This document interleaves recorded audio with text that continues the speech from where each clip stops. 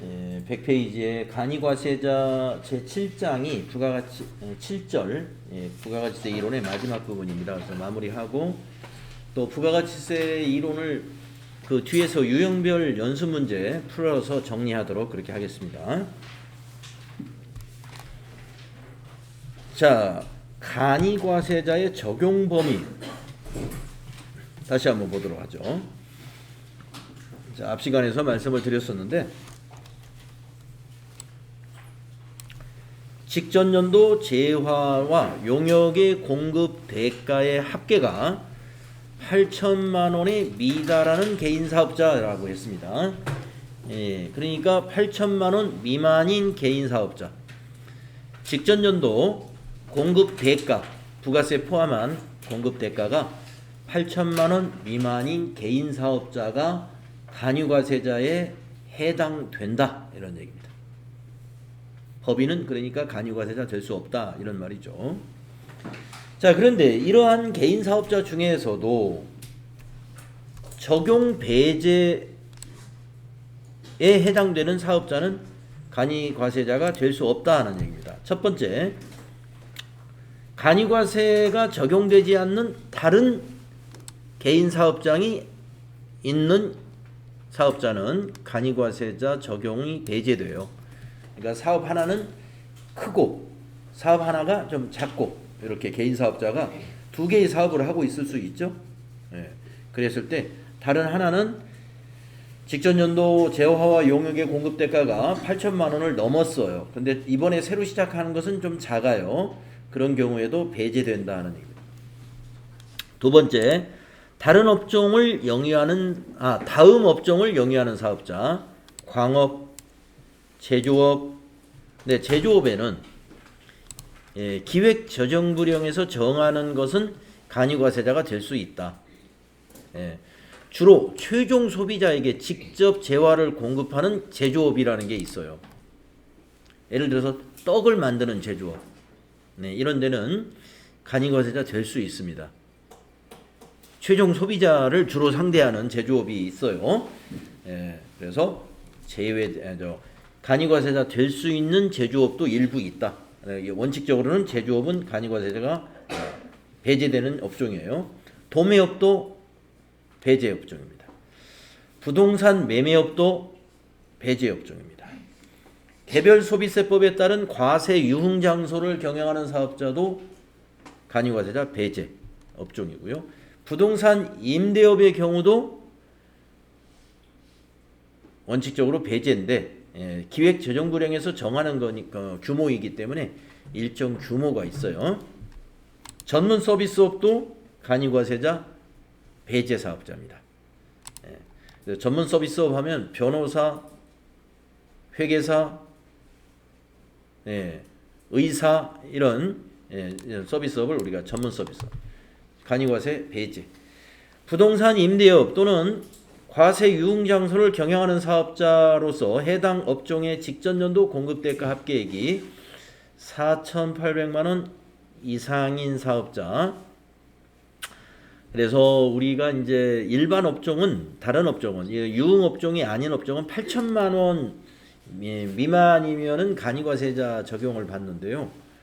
이런 그 유흥 업소 또 부동산 임대업 중에서 부동산 임대업의 경우는 옛날 기준을 그대로 적용하고 있습니다. 4,800만 원 미만만 간이과세자가 적용된다.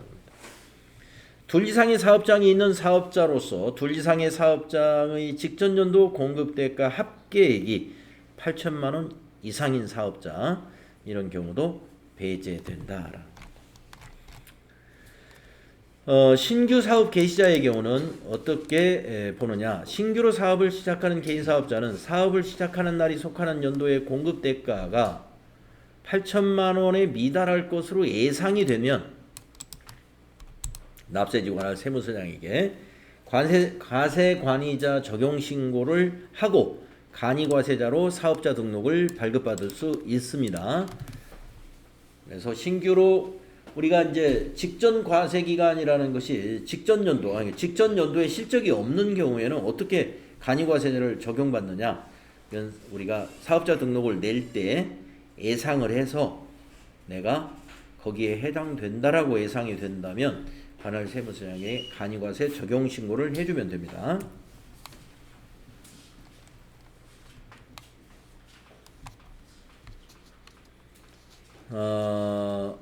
납부세액을 계산하는 방법이 어떤 방법으로 계산되는지 한번 보도록 하겠습니다.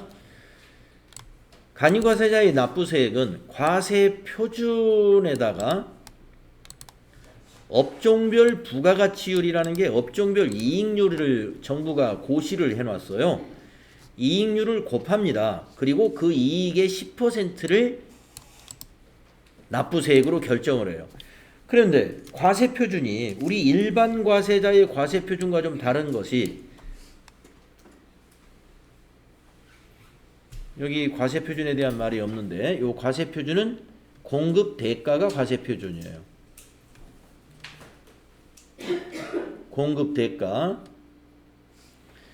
그러니까 그 과세 기간에 세금을 포함한 매출액을 말하는 겁니다. 세금 포함해서 매출액. 그래서 간이과세자의 납부세액은 매출액에다가 곱하기 업종별 부가가치율, 이게 이익률이에요. 업종별 이익률. 그러면 이 간이과세자가 얼마의 이익이 창출됐겠구나 라는 걸 계산하는 거죠. 거기에 우리가 부가가치세가 그러잖아요. 자기가 창출한 부가가치에 대해서 과세하는 것이잖아요. 그래서 거기 10%를 과세하는 겁니다. 그러면 최종 납부세액은 어떻게 결정하느냐? 납부세액을 계산해 가지고 거기서 재고도 판매한 걸로 재고 금액을 계산해서 거기에 이익률 곱해서 재고 납부세액을 구합니다. 그러니까 이 간이과세자는 재고를 판매한 걸로 인정한다는 거예요. 재고를 판매한 것으로. 그리고 세액공제를 적용해 주는 게 있어요. 예를 들어서 매입세금 계산서를 발급받았다. 그러면 발급받은 공급가액의 0.5% 세액공제를 적용한다든가, 또는 간이과세자가 신용카드, 현금영수증으로 판매를 했다. 현금영수증, 신용카드 매출지원표 발급에 대한 세액공제를 또 일부 적용해 주고 있습니다. 그래서 세액공제 빼주고, 또 애정신고기간에 고지납부를 하거든요.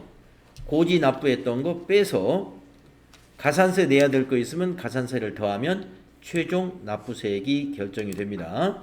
그래서 요 납부세액 계산하는 요 공식만 알아두면 돼요. 간이과세자는. 요 밑에 거도 참고로 알아두시고. 자, 그러면 이 업종별 부가가치율이라는 것이 요 다음 페이지에 표가 있는데요. 과세표준이 무엇인지 설명이 나오죠. 간이과세자의 과세표준은 해당 과세기간의 공급 대가이다. 요거 잘 기억하십시오. 일반 과세자는 과세표준이 뭐예요? 공급 가액이죠. 자, 업종별 부가가치율, 우리가 소매업의 경우 보세요. 소매업을 우리 부가가치세법에서는 15%의 부가가치를 창출하는 업종으로 보고 있어요. 음식점 포함해서. 15%. 그러니까 10,000원짜리 밥을 팔면 10,000원짜리 밥을 팔면 1,500원 이익이 남는다. 이렇게 본다는 것이죠. 10,000원짜리 소매 물건을 팔면 음료수 10,000원어치 팔면 1,500원이 이익이다. 이렇게 본다는 것이 부가가치율입니다. 그래서 제일 높게 보는 게 이 금융, 보험, 서비스업 이런 분야는 40%의 부가가치율을 적용하고 있죠. 그래서 업종별 부가가치율을 적용한다는 것은 이런 부가가치율을 말하는 거고요. 여기는 이제 우리가 교재이기 때문에 이렇게 요것만 나와 있지만 더 세부적으로 나와 있습니다. 그리고 세액공제 항목이 간이과세자의 경우에 매입세금 계산서를 수취했다. 그러면 매입세금 계산서 수취했다고 세액공제를 적용해줘요. 매입세액을 빼주지는 않습니다. 일반 과세자는 매입세액을 전부 빼주잖아요. 납부세액을 그렇게 계산하는 거니까. 그러나 간이과세자는 매입세액 공제 방식이 아니라 부가가치율을 적용해가지고 매출에다가 그냥 이익을 적용해가지고 그 이익의 10%를 부가가치세로 과세하고 있는 것입니다. 그러니까 여기서 말하는 세액공제는 매입세액을 공제해준다는 의미는 아닙니다. 매입세액 공제가 아니고. 그 다음에 신용카드 매출전표 등 발행을 했을 때 세액공제 적용해주고 있고요. 전자신고, 확정신고 때 하면 10,000원 세액공제 적용해주는 것을 우리가 간이과세자의 세액공제라고 합니다. 자, 그러면 간이과세자는 어떤 방법으로 신고 납부를 하느냐? 예정 때는 고지 납부가 원칙입니다. 예정 때는 고지 납부가 원칙이에요. 사업장 관할 세무서장은 간이과세자에 대하여 직전 과세기간에 대한 납부세액의 2분의 1에 해당하는 금액을 예정 부과기간의 납부세액으로 결정해서 예정 부과기간에까지 징수하고 있습니다. 간이과세자의 과세기간은 1월부터 12월이기 때문에 예정 부과기간이 언제냐면 1월 1일부터 6월 30일 6개월치가 예정 부과기간이에요. 일반 과세자하고 과세기간이 다르거든요. 일반 과세자는 6개월이 1과세기간이지만 간이과세자는 1년이 1과세기간이에요. 1년이. 그러니까 예정 부과라는 것은 1월부터 6월 것을 7월 25일까지 납부해라 라고 고지하는 것이 고지납부입니다. 그래서 간이과세 사업자들은 7월 25일까지는 세무서에서 고지된 금액을 납부하면 되고요. 그리고 확정신고 납부는 1월 25일 다음에 1월 25일 날 신고해서 아까 그 납부세액 계산하는 방법에 의해서 신고해가지고 기납부세액 뺀 나머지를 1월 25일 날 납부하시면 된다. 자, 예정에 신고 납부하는 방법이 있어요. 아까 우리가 일반 과세자의 경우하고 똑같은 경우입니다. 휴업 또는 사업 부진 등으로 인하여 예정 부과기간의 공급대가의 합계 또는 납부세액이 직전 과세기간의 공급대가의 합계액 또는 납부세액의 3분의 1에 미달하는 경우, 아까 일반 과세자에서도 3분의 1에 미달하는 경우로 했죠. 그럴 때 우리가 관할 세무서에 우리는 신고해서 납부하겠다. 신고해서 납부하겠다를 선택할 수 있어요. 반드시 해야 된다는 건 아니에요. 이거 신고 납부는 선택할 수 있는 겁니다. 자, 그 다음에 확정신고 납부는 간이과세자는 과세기간의 과세표준과 납부세액을 그 과세기간이 끝난 후 25일이니까 다음해 1월 25일이 되겠습니다. 그래서 끝난 후 25일 이내에 납세지 관할 세무서장에게 확정신고하고 납세지 관할 세무서장 등에게 납부해야 한다. 그래서 확정신고 납부는 언제까지 한다고요? 1월 25일. 예정신고 납부는 7월 25일. 요 날짜 알고 계셔야 되겠습니다. 자, 그러면 다음 페이지에 마지막으로 간이과세자와 일반 과세자의 특징을 한번 비교해 보도록 하겠습니다. 우리가 이 간이과세 사업자와 일반 과세 사업자를 가리켜서 부가가치세법상 과세 사업자라고 불러요.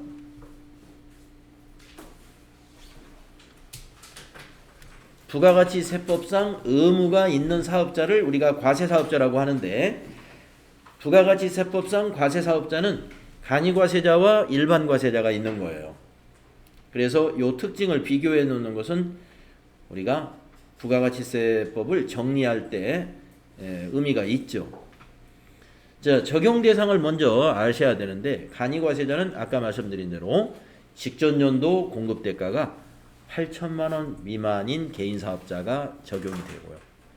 일반 과세자는 간이과세자가 아닌 사업자는 전부 일반 과세자예요. 그리고 과세기간도 아까 말씀드린 대로 간이과세자는 1월 1일부터 12월 31일 과세기간이 1년에 하나. 근데 일반 과세자는 1기와 2기로 구분되어 있습니다. 과세 표준이 간이과세자는 공급 대가를 가지고 세금을 계산하죠. 공급 대가를 가지고. 과세 표준이 공급 대가이고, 일반 과세자는 공급 가액을 과세 표준이라고 그래요. 납부세액을 계산하는 방법이, 간이과세자는 공급 대가에다가, 이게 과세 표준이란 말이에요. 거기다가 부가가치율, 이익률을 곱해서 곱하기 10% 해가지고 납부세액을 계산합니다. 일반 과세자는 매출세액에다가 매입세액을 빼가지고 납부세액을 계산합니다. 공급가액 곱하기 10%가 매출세액이죠. 거기에서 매입세액을 빼면 납부세액이 나오는 거고. 세금계산서 발급을 보면은 간이과세자는 영수증 발급자가 있고 또 일부 세금계산서를 발급하는 간이과세자도 있습니다. 일반 과세자도 영수증이나 세금계산서 교부가 가능합니다. 세금계산서 수치는 간이과세자에게는 그 세금계산서, 매입세금계산서에 0.5%를 세액공제해주고 있어요. 납부세액에서. 일반 과세자는 매입세금계산서를 받으면 거기에 있는 매입세액 전부를 공제하고 있죠. 대손세액 공제가, 간이과세자는 대손을 인정을 하지 않아요. 그래서 대손세액 공제를 받을 수 없습니다. 일반 과세자는 대손이 인정이 되죠. 그래서 대손세액을 공제받습니다. 의제매입세액 공제는 우리가 부가가치세법이 개정되기 전에는 간이과세자도 의제매입세액 공제를 받았습니다. 그런데 이미 간이과세자의 적용 한도를 많이 높여주어 가지고 의제매입세액 공제까지 적용을 시켜주지 않겠다 해서 의제매입세액 공제는 받을 수 없습니다. 간이과세자는. 그래서 일반 과세자만 의제매입세액 공제가 적용이 돼요. 일반 과세자만. 이런 게 차이가 있죠. 그 다음에 그 밑에 납부 의무 면제가 있어요. 일반 과세자는 없습니다. 그런데 간이과세자 중에서는 연간 4,800만원 미만인 매출을 올린 사업자들, 연간 4,800만원이면은요, 월 매출로 따지면 4,800만원을 12달로 한번 나눠 봅시다. 연 400만원이 되겠습니다. 연 매출액 400만원 미만인 간이과세자는 부가가치세를 면제시켜 줍니다. 아예 납부세액이 나오더라도 면제. 그래서 간이과세자는 부가가치세 면제 제도가 있다. 규모는 월 400, 연으로 따져서 4,800만원에 해당이 됩니다. 공급대가니까 매출액이에요. 그래서 보통 이제 혼자 장사하는 사업자 정도가 된다 그러면 연 매출액이 4,800만원 넘지 않는 사업자들이 많이 있어요. 혼자 장사하시는 분들. 그러면 부가가치세 안 내고 있다고 보시면 돼요. 요것도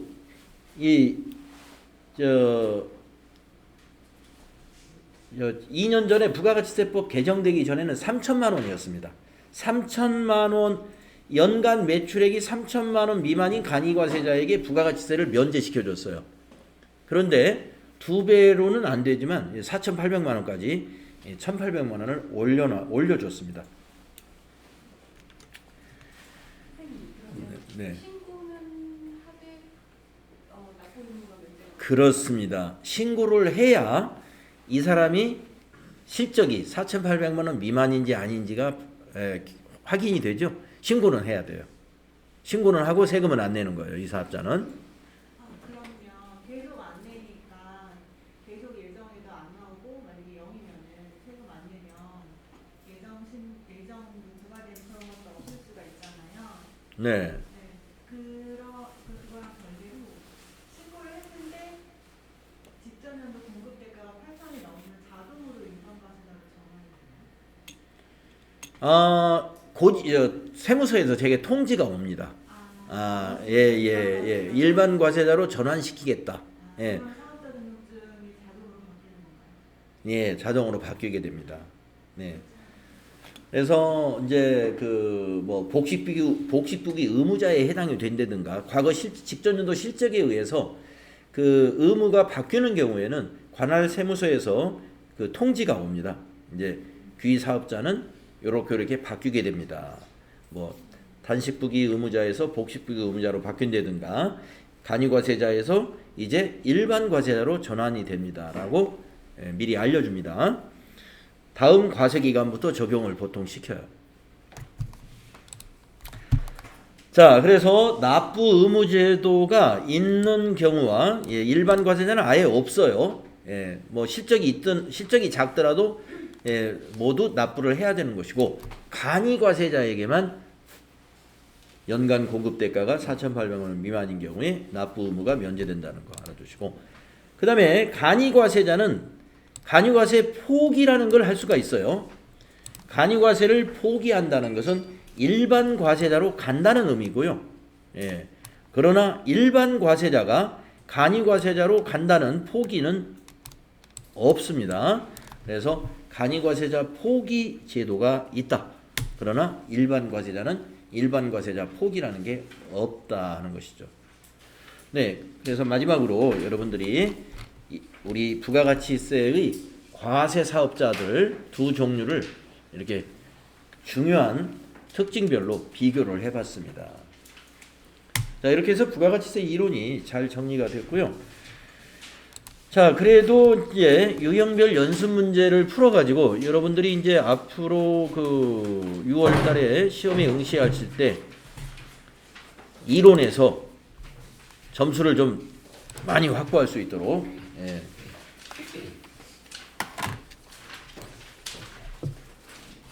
연습 문제 좀 풀어봅시다.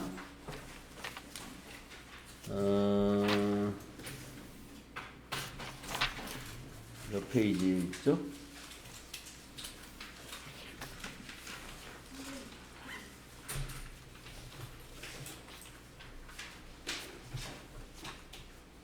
네, 367쪽 표. 367쪽.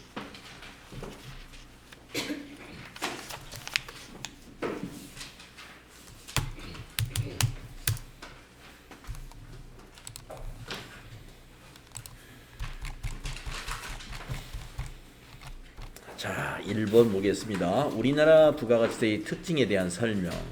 옳지 않은 것은 뭐냐? 한번 보세요.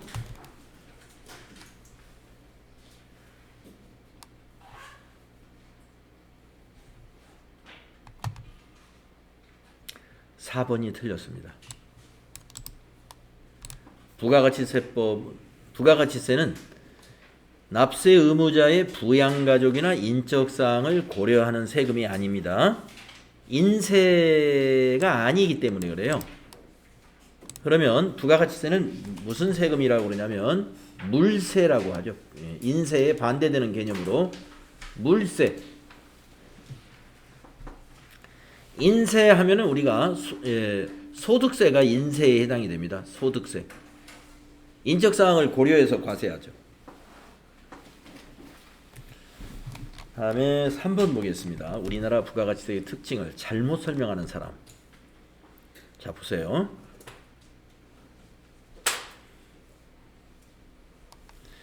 진영이가 틀렸죠? 우리 부가가치 세율은요, 누진 세율이 아니에요. 단일 세율을 적용하잖아요. 그래서 부가가치가 크다고 해서 세율을 높게 적용하는 것은 없습니다. 세율은 10%. 그래서 진영이가 틀렸다. 5번 가보세요. 부가가치세법의 납세지 및 사업자 등록과 관련된 설명으로 옳지 않은 것은 보세요.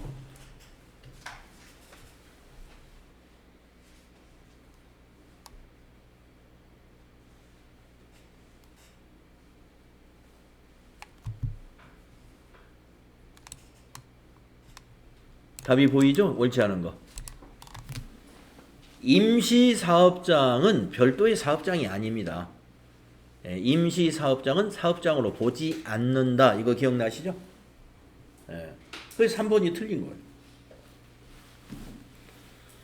네, 그래서 부가가치세 이론 단맞추기가 아주 쉽습니다. 재무회계는 뭐 계산도 해야 되고 좀 복잡한데. 7번 보세요. 과세기간에 대한 설명으로 옳지 않은 것. 간이과세자 1월 1일부터. 예, 답이 보이죠? 두 번째. 과세기간을 변경할 수 있다. 불가능합니다. 과세기간은. 신고해가지고 과세기간을 바꾸거나 이럴 수는 없어요. 네, 2번이 틀린 거예요. 다음에 9번, 이제 과세대상 거래로 가서 1번 볼까요? 과세대상 거래 1번. 재화 및 용역에 해당하는 것으로 옳은 것은 과세가 되는 재화 및 용역.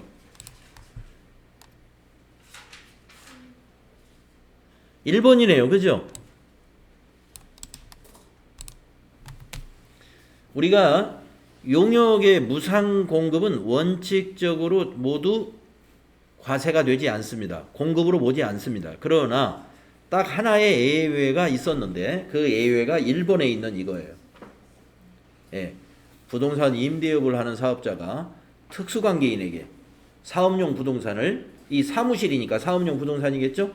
사업용 부동산을 무상으로 임대했다면 과세한다. 용역의 공급에 해당이 됩니다. 이거는 용역의 공급. 과세가 되는 용역의 공급이에요. 나머지는 과세가 되는 게 아닙니다. 다음 3번.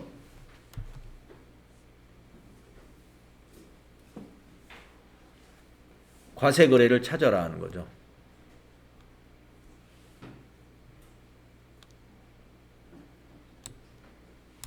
이것하고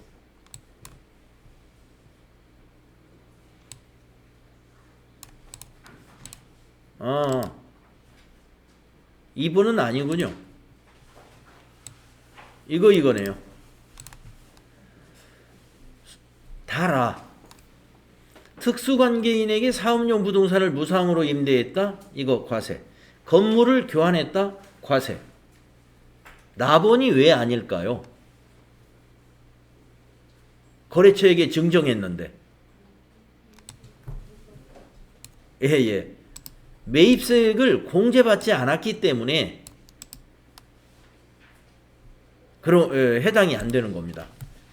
우리가 거래처에 그 무상으로 증정을 했으면 사업상 증여로 과세된다고 우리가 했는데요. 그 전제는 뭐냐면 매입세액 공제받은 재화를 증여했을 때만 과세가 된다는 겁니다. 그게 뭔가요? 네. 매입세 공제를 받지 못한 재화라는 게 어떤 예가 있을까요? 어떤 애가 있느냐 하면은 지금 이제 과세기간이 법인이라고 하면 일기 예정이 1월부터 3월이잖아요. 그럼 막 4월이 됐어요. 4월에 상품을 매입했습니다. 예. 그러면 이 4월에 상품 매입한 거에 매입세 공제받는 건 언제 신고가 일어나요? 4월달 신고에 일어나는 거죠. 그런데 3월에 매입한 것을 3월에 거래처에 증정을 했어요. 사업상 증여. 그러면 매입세 공제를 받지 않은 재화에 해당이 되는 거예요.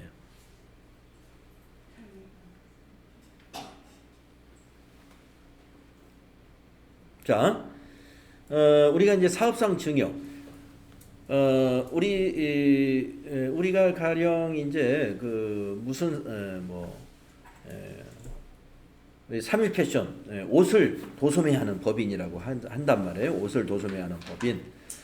자, 그래서 지금이 5월이라고 보겠습니다. 지금 이제 5월이죠. 5월이면은 법인이니까 이익이 확정 기간에 해당이 되죠.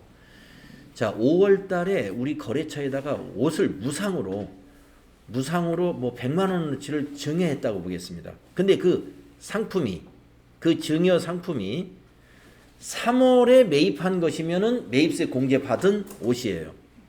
왜냐? 3월에 매입한 것은 4월 달에 신고가 들어간 거죠. 4월 달 신고 때 매입세 공제로 반영이 된 거예요. 그러니까 매입세 공제를 받은 것을 증여했으니까 그것은 과세가 돼야 돼요. 매출로 봐야 된다 이 말이죠. 그런데 5월달이나 4월달에 매입한 것은 아직 매입세 신고가 안 들어간 상품이에요. 4월, 5월, 6월 거는 7월달에 매입세 공제를 받잖아요. 7월에 부가세 신고하니까. 그것이 여기에 해당되는 겁니다. 아, 판매를 해서 매입세 공제를 못 받는 대상이니까요. 판매를 못 하니까 이미 줬으니까 그거를 팔면은 매입세 공제를 받을 수 있는데 팔지를 못하는 대상이니까. 5월에 사입해온 물건이라는 거죠? 예, 4월이나 5월에 매입한 거. 예? 재고가 그냥 줄어든 거예요. 4월, 5월에 산 건데 그걸 왜 공제를 못 받았으니까. 아직 못 받았으니까 네, 그 아직. 재고가 그냥 없어져 버린 거니까 걔는 나중에 신고할 때 공제를 못 받을 대상이다. 우리가 사업상 증여에 대해서 과세를 하는 이유는 매입세의 공제를 받았기 때문에 거기 과세를 하는 거거든요. 예. 판매로 사업상 증여니까 실제로 돈을 안 받고 거래처에 무상으로 옷을 준 거예요. 그러니까 원래는 과세를 하면 안 되죠. 판매를 한 게 아니니까. 그런데 왜 과세를 하느냐? 매입세 공제를 받았기 때문에 매출을 일으켜야 된 재화인 거죠. 그래서 과세를 했는데 이거는 지금 4월이나 5월에 매입한 것을 5월에 증여를 하게 되면은 아직 매입세 신고가 부가세 신고가 부가세 신고가 일어난 상품이 아니기 때문에 매입세 공제가 받지 않은 거예요. 그럼 만약에 이렇게 했을 경우에는 점수를 어떻게 내요? 타개정 대체로 입력하는 거죠. 예, 타개정 대체로 하고 부가가치세 신고를 안 하는 거예요. 그냥 일반 전표에 입력하면 됩니다. 예, 부가가치세 신고하고 관계가 없어요. 예, 일반 전표에다가 차변에 이제 우리 회사가 뭐 증정을 할 때 그걸 뭐 비용으로 처리한다 그러면 무슨 뭐 판촉비로 한다든가 판촉을 위해서 증여할 수 있다 그러면 뭐 광고 선전비로 처리한다든가 어떤 비용으로 처리하시고 그리고 대변에는 상품 해가지고 타개정 대체. 그래서 부가세 신고 안 하는 거예요, 그거를. 그럼 이거는 뭐 굳이 시가로 등록 안 해도 되는 거예요? 응? 굳이 시가로 등록을 하지 않아도 되는 거예요? 시가로? 매입세 공제 그렇습니다. 예, 이건 시가로 처리할 필요가 없습니다. 예. 시가로 해야 되는 것은 3월에 매입한 상품을 증여했을 때는 매입 매출 전표에 입력하면서 윗칸에다가 예, 우리가 세금 계산서 발급 안 했을 테니까 나중에 이제 14번 건별이라는 유형으로 해요. 14번 건별 유형 선택하고 뭐 무슨 옷 제품 쓰고 거기에 시가를 입력해야 돼요. 공급가액은 시가를 적용한 단가를 적용해 가지고 부가세를 신고하고 밑에 회계 처리는 달라요. 예, 밑에 회계 처리는 원가로 또 회계 처리하는 겁니다. 사업상 타개정 대체 거래는 원가로 밑에서 회계 처리합니다. 회계 장부 꾸밀 때는. 그런데 부가세 신고할 때는 시가를 적용해요. 자, 그래서 이 질문, 납원에 대한 질문 여러분이 이런 경우가 무슨 얘기인가 할 수 있는데 지금 그게 좀 이해가 가셨으면 좋을 것 같아요. 예. 매입세 공제를 받지 못한 것을 증여했느냐 아니면 매입세액을 공제받은 것을 증여했느냐에 따라서 과세가 될 수도 있고 과세가 안 될 수도 있다 하는 겁니다.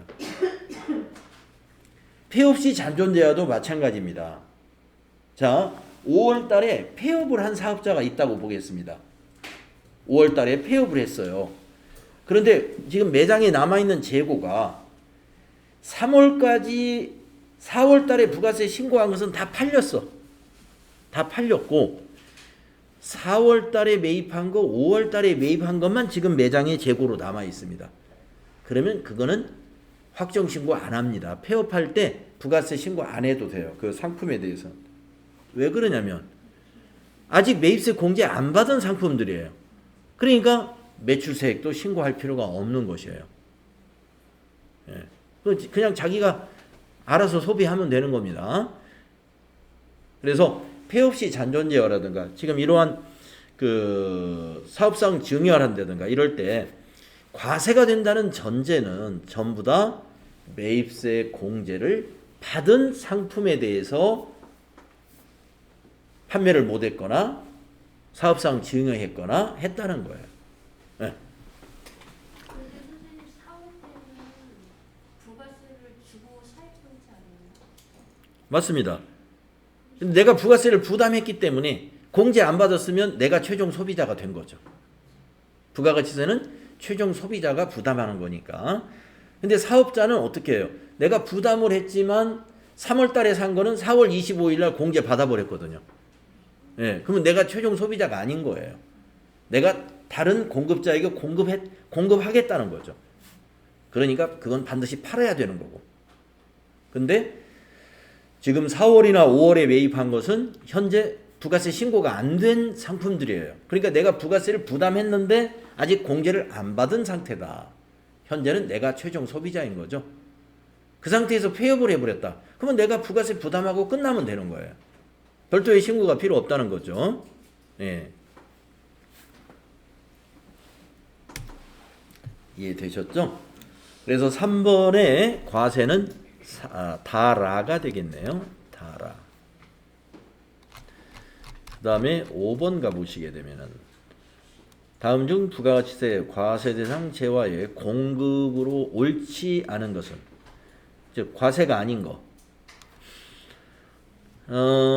장기할부 과세, 교환거래 과세, 근저당. 예, 근저당은 이건 공급이 아니죠. 예, 그래서 근저당이 재화의 공급이 아닙니다. 그 다음에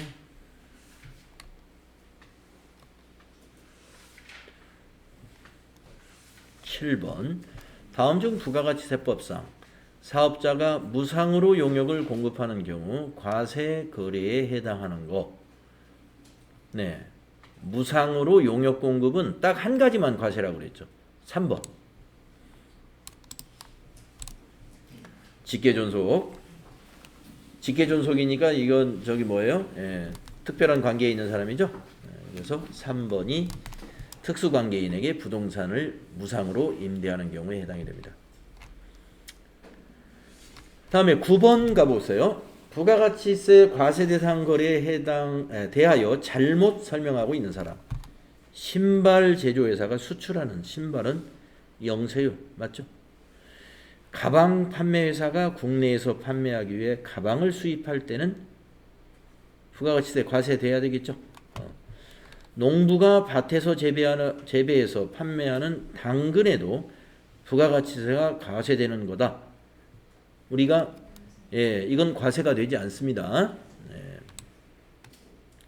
잘못 설명했어요.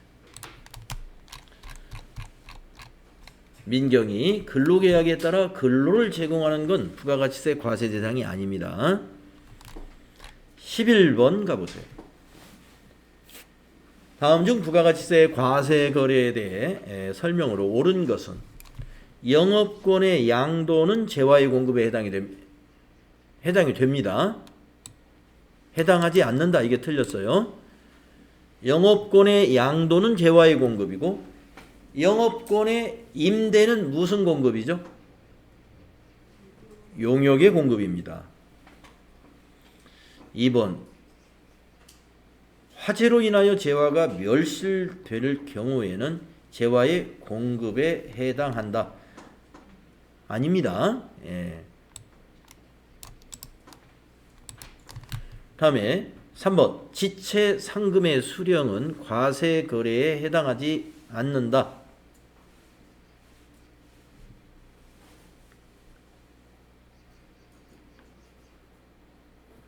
맞아요. 3번. 지체 상금을 받았다. 이거 부가가치세 과세가 아니죠. 3번 맞고요. 4번 현물 출자에 의하여 재화를 인도하는 것은 과세에 해당합니다. 해당하지 않는 것이 아니라 현물 출자는 과세가 돼요. 부가가치세가 과세된다. 그래서 옳은 것은 3번이네요.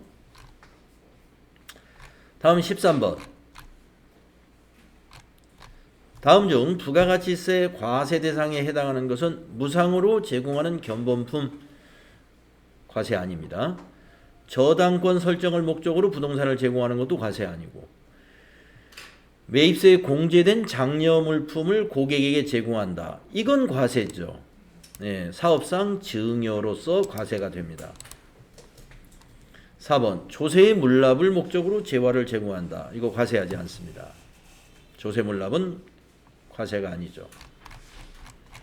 다음 15번 다음 중 부가가치세법상 과세 대상 재화의 공급에 해당하는 것은 자기가 주요자재 일부를 부담하는 가공계약에 따라 재화를 인도하는 거, 자기가 주요자재 일부를 부담했기 때문에 이것은 재화의 공급에 해당이 됩니다. 답이 1번이네요. 재화의 공급. 2번은 뭔가요? 매입 시 세금 계산서를 발급받지 못한 상품을 거래처에 증정했다. 세금 계산서를 발급받지 못했기 때문에 매입세 공제 안 받은 거죠. 못 받은 거죠. 따라서 거래처에 증정한 거 과세되지 않습니다. 3번 사업자가 아닌 개인이 사용하던 승용차를 중고 매매상에게 판매했습니다. 과세 아닙니다. 다음 4번 사업을 위하여 대가를 받지 아니하고 다른 사업자에게 견본품을 인도하는 것도 과세가 아닙니다. 그래서 여기 과세는 재화의 공급에 해당되는 건 1번이에요. 다음에 17번 부가가치세법상 재화의 수입에 대한 설명으로 옳지 않은 거. 수입 1번 재화의 수입 시기는 관세법에 따라 수입 신고가 수리된 때를 수입 시기로 봅니다. 맞고, 수출 신고가 수리된 물품으로서 선적되지 아니한 물품을 보세구역에서 반입하는 경우는 재화의 수입에 해당하지 아니한다. 네, 이건 수입이 아니겠죠. 그다음에 옳지 않은 거 찾는 거죠. 다음 3번 외국에서 보세구역으로 재화를 반입하는 것은 재화의 수입에 해당한다.